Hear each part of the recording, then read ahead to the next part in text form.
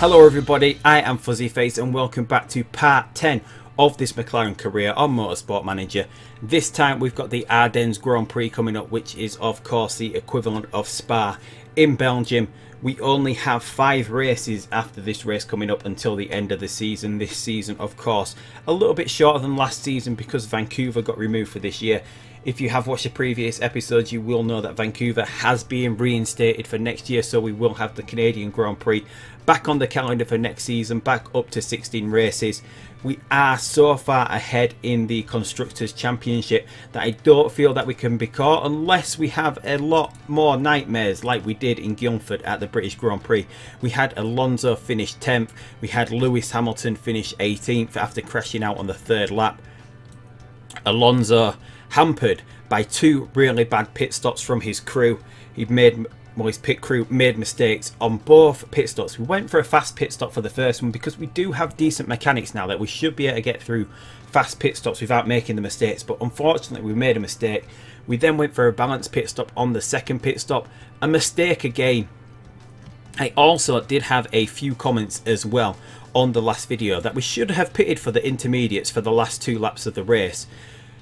I don't feel necessarily that that was the case. It might have gained us a few places, but from my overall calculations, it would have only gained us 3 seconds. 3 seconds wouldn't have got us past Max Verstappen either. What you get for being on the intermediate tyre when the track is suitable for the intermediate tyre over what you would get on the slicks is 10 seconds per lap. Now, a pit stop at the British Grand Prix typically takes 22 seconds in game time, so coming in for the pits and the track was only beneficial for about 2.5 laps, we would have only possibly gained about 3 seconds, if that. We can see from Marcus Ericsson, he got up to 15.5 seconds behind here. He was in 5th place when he pitted for the intermediate tyre. He was the only car in the top 10 to actually pit for the intermediate tyre. He managed to get up to 4th place, but when he came into the pits, he was 18 seconds behind the leader. At the end of the race, he was 15 seconds behind the leader. He only managed to gain 3 seconds from being on the intermediate tyre. If we'd have only gained 3 seconds as well, we would have still been behind Max Verstappen with my feeling. And I didn't want to take the risk of coming into the pits once again, since we'd already made 2 really bad pit stops during the race. I didn't want to risk a 3rd pit stop and have Alonso finish outside the points. I do want Alonso to catch up with Lewis Hamilton. Lewis Hamilton is now 31 points ahead. Even though he crashed out, we had the ideal opportunity to get Alonso back up the order. We couldn't quite make that happen due to the bad pit stops. Otherwise, I really want Alonso to get back towards the top here. Otherwise, we're still working on this engine. It's going to be ready before Ardennes. We've stopped a little bit before because we've got a vote coming up on real safety cars only. I'm not bothered whether we've got real safety cars, virtual safety cars, so we're just going to abstain here, get some of our voting power back for in case we see a vote that we want to vote in favour of in the future. But here we go.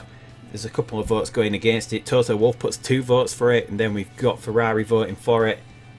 Toro Rosso go against. Force India go for. Renault go against. And there we go. So we've only got the real safety car next year. I don't think we've really had any virtual safety cars this year. I'm not sure. We've just had yellow flags out. And otherwise we've not really had any real safety cars either. Apart from... No, I can't actually quite remember the last real safety car that we had out. I'm trying to recall back. I can't actually think of one this year. But anyway, that has gone. So we've got real safety car only for next year. We've got advice on love. Feeling blue, just married, annoying other half. We'll go follow your heart. Report on upcoming races. So what effect has that had on Lewis Hamilton here? It's put him up to nearly a 5-star driver now. I was that before, I think. So what's he got? Annoying other half. Mechanic relationship -10, which is alright because we don't use any of the mechanic boost. And he's got a just married, which increases marketability, which was already at 100%, and his morale's jumped up as well. I think he was at 100% anyway as well. So it's not really made any real difference to him there. We're just going to get this engine built now, which is the engine that's going to go into the car next year. And we can see it is a legendary part. We're not going to put it in the car this year. It can get up to a 1151, which is a lot better. It's nearly 100 points better than the engine we've currently got. We're not going to risk putting it in the engine because it's going to cost a lot of money to replace that if it does get banned before the end of the season. We are currently still trying to improve a few parts. So we'll skip ahead now until the beginning of the Ardennes Grand Prix, and we'll take things from there. Right, so we're at the start of the Ardennes Grand Prix. We are going to accept this offer from Vodafone. We're still waiting on sponsorship offers coming through here. One's expired, we've only still got one through, so I'm guessing we're going to have to accept this Petronas one.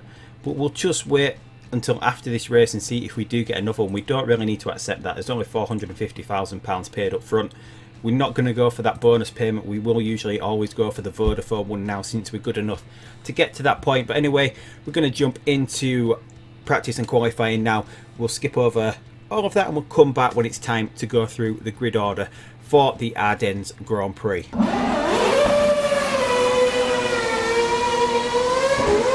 So here we go with the grid for the Ardennes Grand Prix. We've got Sebastian Vettel in pole position, Kimi Räikkönen in second, the prancing horses dominating the front row of the grid this time. I think this is the first time that they've had both cars on the front row of the grid. Vettel putting in another outstanding lap, Kimi Räikkönen not that far behind. Both our cars are on the second row. Fernando Alonso a little bit quicker than Lewis Hamilton by almost 1/10 of a second. The third row we see the Mercedes of Jenson Button and Daniel Ricciardo in the Williams in 5th and 6th. Then they are followed by the Mercedes of Valtteri Bottas in 7th. Mercedes a lot slower this season than they should be. Button and Bottas not having the best of times. Obviously their reliability problems have been coming up again, and as have those of Ferrari. It's going to be interesting to see whether Ferrari dominate this race, whether they've got over their reliability problems or whether they haven't done. But anyway, Max Verstappen follows Valtteri Bottas in 8th place in the Red Bull, Stoffel Van Dorn in the other Red Bull in 9th place, and then the second Williams of Jerome D'Ambrosio in 10th place for what am I trying to say, the ex-Formula E driver. Sergio Perez is in 11th in the Force India, and then we've got Carlos Sainz in the Renault Sport. Then we've got Esteban Ocon in the Force India, the Toro Rosso of Kvyat, the Sauber of Marcus Ericsson, Pierre Gasly of Toro Rosso, or the Toro Rosso of, what am I trying to say? Pierre Gasly in the Toro Rosso. Can't concentrate at the moment, but I was trying to think ahead because we've got Marcus Ericsson in 15th. He had an absolute stormer in the last race as we went over. He finished 4th in the last race. Jolyon Palmer in 17th. Kevin Magnussen in 18th in the Russian time. Pascal Wehrlein quite far down the grid in the second Sauber. And then Rio Haryanto, as usual, rounding out the grid in the second Russian time. So what we're doing is we don't want to push these tyres too much because we should be able to one-stop this race on decent tyre compounds. We'll just watch the start here. We got Hamilton 4th. Alonso gets off to a decent start, up into 2nd. He's managed to get past Kimi Räikkönen. We don't want to, we can burn the fuel, but we don't want to go through too much tyre. Since we're in a comfortable position here, we'll just have a quick look at what we're going to be doing pit stop wise. What we're doing, the super soft should see us through 5 laps, and then we will be getting on to the soft tyres. That should see us through to the end of the race quite comfortably. Lewis Hamilton, meanwhile, he can do 6 and then 10. That's possibly going to be a little bit too close to the wire. And I had a comment in the last video that we favour Hamilton. I try not to favour Hamilton. In fact, I don't favour Hamilton. It's just that he can go a lot longer than on his tyres. As you can see, Alonso could do 5 laps on this super soft that had been used. Hamilton can do 6. On this soft tyre, Alonso can do 11. As you can see, Hamilton can do 12. So he could do this. He can do the super soft and the soft really comfortably and get to the end of the race, no problems. Whereas the super soft and the soft for Alonso is still a risky strategy because he should only just be able to do that. But anyway, we'll get straight back into the race here. We don't want to push the tyres too much. We know the temperature is quite high here, so we're going to go back into medium mode, into neutral with Alonso. We'll possibly do the same with Hamilton, although yeah, they should be round about the same for coming in for the pit stops when they need to be. Although we can push a little bit more with Hamilton than we need to with Alonso, but we just try to chase down Sebastian Vettel here. Here we come. Can we do anything? We're going to have boost next time we go up Eau Rouge and up the Kemmel Straight. So here we go. We hit the pit straight and here we come around the bend. And this game does simulate Eau Rouge pretty well here. And as we're going to push up Eau Rouge with Alonso here. And then we hit Kemmel Straight. We're going to fly up Kemmel Straight. We're going to be within half a second of him as we get to the corner, right behind Sebastian Vettel here. And we've got the same boost that we can use for Hamilton now. We'll get Hamilton boosted a little bit down to about 50%. And then we can start harvesting once again our cars. right on the back of Sebastian Vettel here. Can we get close enough to get past him at some point? Julian Palmer has crashed. We've got a yellow flag in Sector 2. Palmer goes off. Don't know what's happened to him. He's just run off the course, it looks like. But Alonso and Hamilton still troubling Vettel. He has harvested his energy. He starts with less battery than we do because we start with the Honda battery, which starts off with 90%. Whereas I think the one that Ferrari have gone for starts off around 10-20%, and they have to harvest from that point before they can start using it. But Alonso now pulling away. We'll use the boost again up Kemmel straight for Alonso. Doesn't do much. Hamilton just behind him here. Use the boost coming out of this corner. So what are we looking like at the moment? Tyres. A little bit cool for Alonso. So we'll go ahead and push Alonso a little bit. We've got 13 laps to go. So we're at the right point for the fuel at the moment. We're going to let this get to about 1.1 before we go back to medium. We're going to keep it up high. So we've got the advantage on the fuel load. We might try an undercut with Alonso, just depending on what sort of lap we can sort of get to. And here we go, coming up to Eau Rouge again. And we'll push off the end. Once we get past this corner, we'll start pushing. There we go. Get him close to Vettel again. Vettel, though, uses his boost. Although, has he got much left? Yeah, he's got quite a lot of boost left as Sebastian Vettel. So we'll start. We need to harvest a little bit more with Fernando Alonso here. Lap 4, we're coming up to lap 5 in a second. Still on the back of Sebastian Vettel. We've got a nice gap back to Daniel Ricciardo. Raikkonen has dropped down into 5th place, and we've got Verstappen, Perez. Yeah, a lot of these cars. I don't know why these lower down cars have gone for the medium tyre. They should be going soft, super soft. Or soft they could do. I don't know why a lot of the cars have gone for the really slow medium tyre. Alonso's got a little bit of a gap over Hamilton. That's because we haven't used much of Hamilton's boost. We'll boost him back up to the front. Alonso, meanwhile, troubling. It's troubling. 11 laps to go. So we're going to get in this on for the soft. We're going to try the undercut with Alonso. We're not going to risk a pit stop this time. His tyres are about to go. So we're going to try the undercut on Sebastian Vettel here. Hamilton can do about another lap before he needs to come in. And because we've been trying to keep up, we'll go back to medium. We've got 11 laps left. We will need to go into low mode at some point, which is not a problem. We've just been trying to keep up with Vettel here so that we could get this undercut working. We do have enough boost that we could possibly make it happen for Alonso, because we're going to be on the quicker soft tyre. So here comes Alonso. Are we going to have a decent pit stop? Come on, yes, a decent pit stop there. And we don't really want to push these tyres too much. Pit stop is a little bit shorter here, so where are we going to get back out? We've actually got some clear track here. Can we get some clear track? No, we've got a Force India in front. We'll try to get past him. I don't think we can. Hopefully he's not going to slow us down too much. And we need to set up the pit stop for Lewis Hamilton now. We've got 10 laps to go, but it's going to be pushing it, so we're going to go onto the softs for Hamilton. We're going to go balanced as well, because we... Oops, see Daisy. We don't want to risk a mistake here. So fast, here comes Alonso, trying to still try to get past Sergio Perez here. This undercut might not work just because of where we're at. Let's try and push the tyre a little bit. Is that going to get us past? Obviously we don't want to use too much of this tyre up, because it is only just about going to get us to the end of the race. Sebastian Vettel comes into the pits. He's possibly going to be out in front here. And he's staying in the pits a long time, Sebastian Vettel here. Where is Alonso going to be? We've got Hamilton coming out of the pits. And Hamilton gets out into 1st place. The undercut not working there.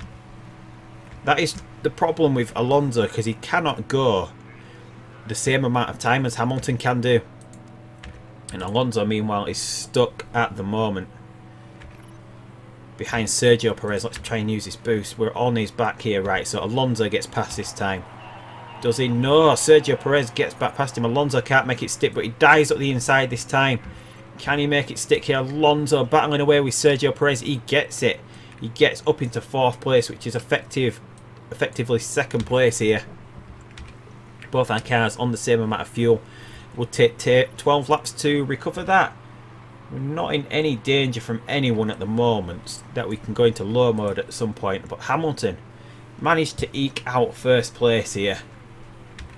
I don't think there's much chance of Alonso getting back past, because we do have the boost. We'll use up all the boosts that we have and see where we can get to from here. Hamilton does have the fresher tyre.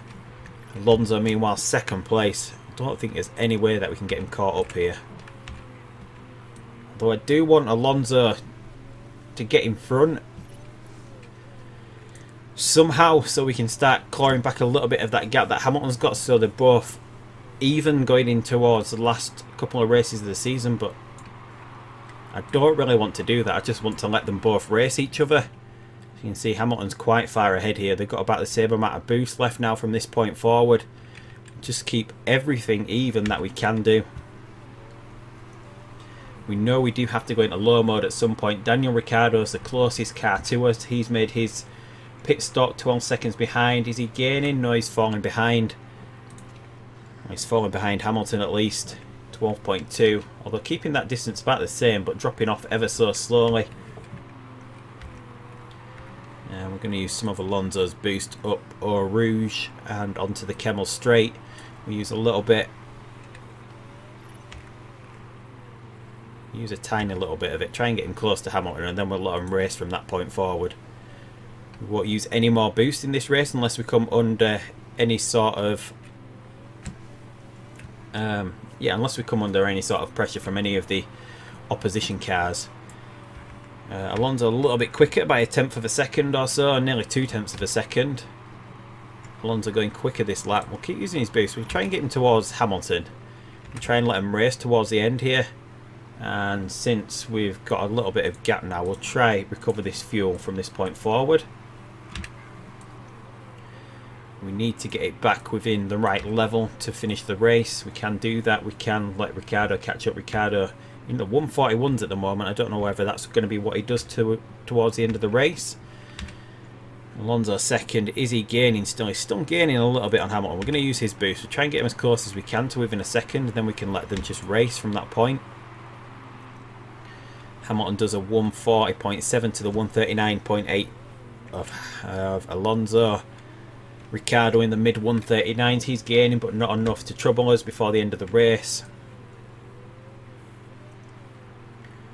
Here we go. Just see if Alonso can catch up to Hamilton here. Just pretend that Hamilton's battery pack's broken. That's what we'll do. Pretend that Hamilton's battery pack's broken. And we're just about the right level for fuel now that we'll be able to go back into medium at some point. Nearly there. Alonso meanwhile second place. Still gaining, still about 6/10 quicker per lap. Which seems quite strange because they're in a pretty even car. Hamilton is rated the better driver here. And only a 1/10 second quicker that lap. So we'll use a boost again. Where is that going to get us? We should be at the right point now for fuel. That we can go back to medium mode for both of these cars. So it was just that. We tried the undercut with Alonso. He needed to pit for his tyres first, but he got stuck behind Sergio Perez and couldn't get past him, couldn't make a move stick. We couldn't push the tyres any more than we had done, otherwise they'd have gone. And Sebastian Vettel has a mechanical issue, so it looks like Vettel's breaking down here. I don't think he's actually going to break down, but Alonso's struggling to get anywhere near Lewis Hamilton, even with the battery boosts. He's managed to reduce the gap to about 2 seconds, but he can't get any closer. His tyres are almost on the limit here. We've got the fuel back to where we wanted it to be. But Hamilton, it looks like he's going to win his 5th race of the season. It looks like Alonso on the podium once again, 2nd place. We've got Ricciardo finishing 3rd. Raikkonen picks up 4th. Verstappen is getting 5th. Bottas comes across the line in 6th. Perez 7th. Kvyat is going to get 8th. Ocon 9th. And then Carlos Sainz rounds out the points even in the Renault car, 10th place. And we've got the Sauber of Ericsson. We've got a Russian time of Magnussen up in 12th, doing quite well. The Sauber of Verline doing well from coming from 19th position. Haryanto as well from the back of the grid up into 14th. Button once again struggling, gets 18th. Vettel again 15th place in the Ferrari. Vettel, who should be winning this championship, he is one of the better rated drivers. I'm not sure whether he's on a par or better or a little bit worse than Lewis Hamilton, but he certainly has the best car in the game, in that in some of the qualifying sessions he's over half a second a lap quicker than every other car. Just can't get it together, Sebastian Vettel. Just this pit stop, he stays in the pits for a hell of a long time. Anyway, checking the cars, we don't have any risky parts. I don't think any of the AI cars do. No penalties for anyone. Lewis picks up 25. Alonso picks up 18 points. I think the only way that we can get Alonso to catch up with Hamilton is by giving him a vastly superior car. He does have the better car at the moment. Hoping, and it does keep them pretty much the same. As we've seen, Alonso in this race just out-qualified Hamilton. That undercut not working for him though. That undercut that we used to try and get ahead of Sebastian Vettel didn't work, although it did get ahead of Vettel. In that Vettel, he came into the pits and stayed there for a very long time. He got stuck behind Sergio Perez though, which worked into the favour of Lewis Hamilton. Whether he could have got past Lewis Hamilton anyways, Lewis Hamilton's tyres are a little bit fresher. He possibly would have been able to catch Fernando Alonso if we did the same thing as we did with Alonso in that race, just using his battery pack and not that of Hamilton's. If we reverse that, then Hamilton probably would have been able to catch Alonso. But 173 points now, the gap. That is pretty much title race done. I feel it would take a lot for the other teams to do that. It would take like a lot of first and fourths and us finishing outside the points. So I think it's pretty safe to say that we've won the title. I don't think there's any way back for any of the other teams. So anyway, everyone happy. We've got a new unlock here, quick fixes, which we don't need. We came first overall. So really the question is, I'm not too bothered whichever way this championship goes. Obviously I do want them to be a lot closer. Do you want to see us give Alonso vastly superior machinery until he catches up with Lewis Hamilton, so we can be going into the last race with them as close as we can do, so the last race means something? Would that be something people like to see, or do you just want to see them going with similar machinery until the end of the season? Lewis Hamilton has been a little bit better this season. Obviously his tyre wear rates do help him a lot over what Fernando Alonso can do. He can go a lot further on softer tyres. That seems to be what has done Alonso in this season. But that is the question this time. Do you want us to see us give Alonso vastly superior machinery until he's caught up? Obviously he had that one really bad race here when Hamilton won, which is where the gap came from, and then when he could have restored the gap, it came here and he finished 10th, not being able to keep up with the rest of the field due to the mechanics making a lot of mistakes. So yeah, so the question, do you want to see Alonso get vastly superior machinery until he catches up, so the last race in Brazil actually means something, or do you just want us to keep going with similar machineries or as similar as we can get? Can't get them quite the same because some parts are rated better than others, but yeah, so that is the question. We've got a wet race coming up next time in Milan. But anyway, that is it for this video. Hit that subscribe button if you are not already subscribed. Give this video a thumbs up and leave a comment with an answer to the question of Alonso in superior machinery or similar machinery until he's caught up. But anyway, that is it for this video. I will see you down the road in Milan for the Italian Grand Prix, and goodbye.